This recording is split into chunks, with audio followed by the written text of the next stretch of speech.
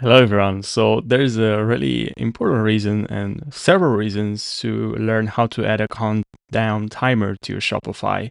It really increases urgency. What I mean saying by that, it's what countdown timer really creates a sense of scarcity, which can really nudge customers to buy before the time runs out. That's actually a market strategy used by a lot of stores, and this can be particularly effective for limited time offers, flash sales, or product launches, especially product launches. But now let me show you where you have to go. First, you're gonna have to click on here. We have apps. So let's click on apps and then apps and sales or all recommended. And actually, let's click on here.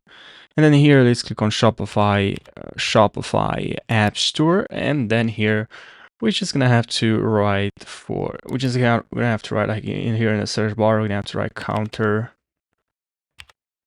down timer. And just click on enter. And then this is the one that I've used, and it's pretty popular and very, very useful. So let's click on here. And now let's click on install. You can also see here like a couple of informations. Let's click on now install. We can also view a demo there, by the way. And now we're just gonna have to install this, and that's pretty much it.